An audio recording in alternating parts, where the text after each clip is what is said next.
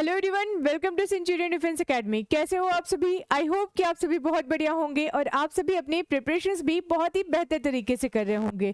तो चलिए फिर आज के सेशन की शुरुआत करते हैं। अगर मैं आज के सेशन की बात करूं तो अगेन एक और वायरस के बारे में न्यूज आ रही है, डेट इज एमपॉक्स, यानी कि इसे हम मंकी पॉक्स के नाम से भी जानते हैं। अगर मैं इस पॉक्स के बारे में और इस वायरस के बारे में आप सभी को बताऊं तो इसके केसेस हमें 2022 के दौरान भी बहुत ज्यादा देखने को मिले थे।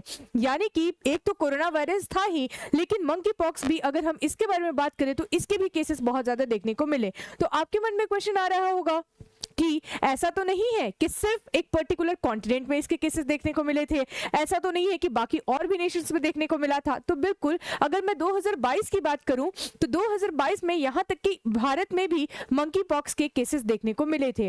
और एट प्रेजेंट न्यूज क्या बन रही है? न्यूज ये बन रही है कि WHO के द्वारा डिक्लेयर कर दिया गया है इंटरनेशनल हेल्थ इमरजेंसी। यानी कि WHO ने कह दिया है कि अगर हम मंकी पॉक्स की बात करें तो इसके केसेस कंटिन्यूअसली बढ़ रहे हैं। तो जानना हमारे लिए ये महत्वपूर्ण हो जाता है कि आखिरकार कौन से ऐसे नेशंस है जहां पे ये केसेस अभी एट प्रेजेंट देखने को मिला है। और यहां तक कि ये भी अनुमान लगाया जा रहा है कि हो सकता है कि फिर से मंकी पॉक्स के केसेस हमें ऑल ओवर द वर्ल्ड देखने को मिल सकता है। ठीक है, तो चलिए अब हम ये जानते हैं कि आखिरकार ये जो मंकी पॉक्स है ये कैसी डिजीज है। ठीक है, तो देखो, monkey pox is a viral zoonotic disease. यानी कि जो मंकी पॉक्स है वो एक वायरल जूनोटिक डिजीज है, यानी कि एक वायरस से होता है। जूनोटिक डिजीज इसको क्यों कहा गया है?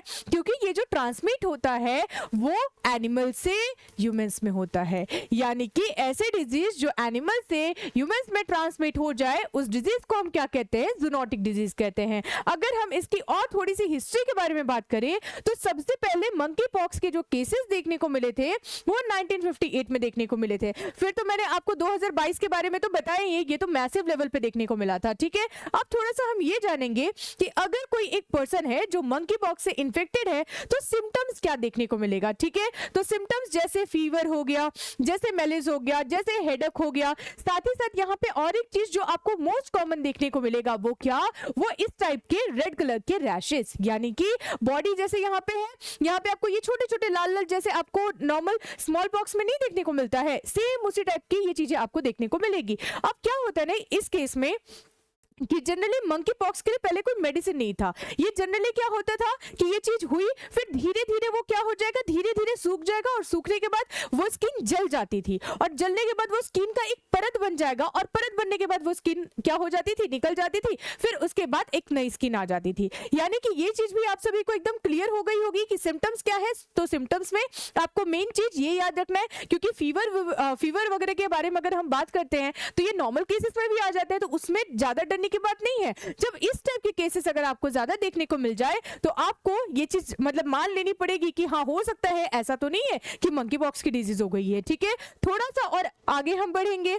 ठीक है, अगर हम ट्रांसमिशन की बात करें तो ट्रांसमिशन में क्या बताया गया है कि जिस तरीके से कोरोना वायरस में हम देखते थे कि अगर एक पर्सन इन्फेक्टेड है, ठीक है, और कोई और पर्सन उसके साथ बैठा हुआ है या फिर आराम से मतलब बात वगैरह कर रहा है, तो जनरली बोला जाता था कि नहीं, जो पर्सन इन्फेक्टेड है कोरोना वायरस से आप उस पर्सन के कांटेक्ट में ना जाइए, क्योंकि कांटेक्ट में जाने से क्या होता था, वो डिजीज जो थी, वो जो वायरस था वो फैलता था। सेम इसी तरीके से मंकी पॉक्स भी एक वायरल डिजीज है। वायरल डिजीज है यानी कि अगर आप उस पर्सन के कांटेक्ट में जाएंगे तो ये डिजीज भी क्या होगा, ये डिजीज भी ट्रांसमिट होगा। यानी कि सेम अगर इसको याद रखना है तो कैसे याद रख सकते हो? कोरोना वायरस की तरह। ठीक है, आगे बढ़ते हैं कि आखिरकार अगर हम बात करें केसेस तो 1000 नंबर्स में देखने को मिला है। तो यहाँ पे ऐसा तो नहीं है कि जिस तरीके से कोरोना वायरस में हमने देखा कि बहुत सारे लोगों की डेथ हो जाती थी, तो इस केस में क्या है, तो इस केस में डेथ ज्यादा नहीं होती है। फॉर एग्जांपल अगर हम मान लेते हैं कि अगर 10 केस आए हैं तो उनमें से अगर प्रॉपर्ली ट्रीटमेंट नहीं हुआ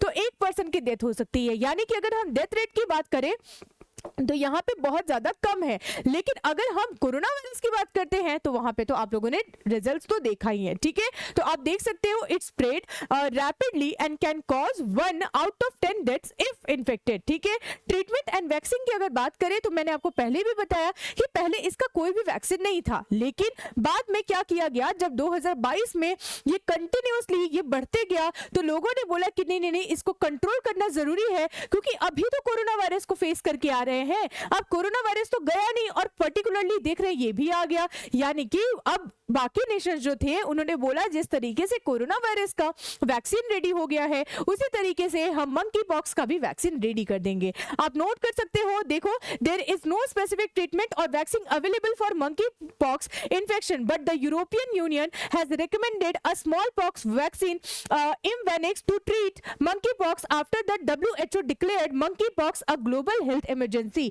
यानी कि जब ये ग्लोबल हेल्थ इमरजेंसी के थ्रू जब WHO के द्वारा ये चीज डिक्लेयर की गई थी तो उस टाइम पे हमारे पास वैक्सीन नहीं था, लेकिन एट प्रेजेंट एक वैक्सीन डिस्कवर किया गया है जिसका आंसर आप सभी कमेंट बॉक्स में आंसर करके बताओगे कि वो कौन सा वैक्सीन है जो पर्टिकुलरली मंकी पॉक्स को ठीक करने के लिए यूज किया जाता है। ठीक है, इसका आंसर आप सभी का कमेंट बॉक्स में आ जाना चाहिए। इसी के साथ ये टोटल मंकी पॉक्स से रिलेटेड मैंने इंफॉर्मेशन आप सभी को दे दिया कि मंकी पॉक्स होता क्या है, नेक्स्ट इसके केसेस हमें कब देखने को मिला, नेक्स्ट आपने ये भी देखा सिम्टम्स क्या है, नेक्स्ट आपने ये भी देखा कि ट्रांसमिट कैसे होता है, वैक्सीन के बारे में भी मैंने आप सभी को बता ही दिया। और इसी के साथ इस सेशन को मैं यहीं पे कंप्लीट करूंगी। आई होप कि आपको मंकी पॉक्स से रिलेटेड सारे इंफॉर्मेशन मिल चुके हैं। ठीक है, तो सेशन अगर अच्छा लगा होगा तो बिल्कुल सेशन को लाइक करना ना भूलें, शेयर करना ना भूलें और हाँ, अगर नए हैं चैनल पे तो सब्सक्राइब करना भी नहीं भूलना है। इसी के साथ अगर आप सभी को इस सेंचुरियन डिफेंस एकेडमी में जो भी क्लासेस चलती है यूट्यूब में उसके फर्दर आपको इन्फॉर्मेशन चाहिए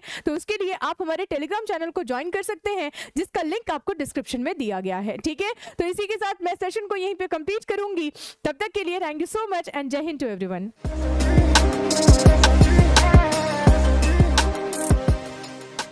डियर एस्पिरेंट्स, क्या आप भी 2025 एग्जामिनेशन को क्रैक करना चाहते हैं अपने पहले प्रयास में?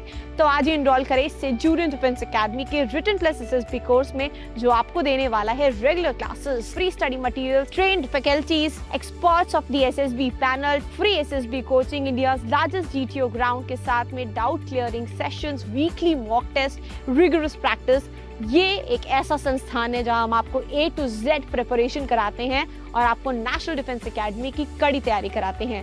प्राउडली ऑल इंडिया रैंक 1, 2, 3, 4 जैसे रैंक्स देने वाली सेंचुरियन डिफेंस एकेडमी आपको वेलकम करती है to join our upcoming courses for your end exam preparation. Please call on 97959 77776 for more information. Thank you, Namaskar and Jai Hind.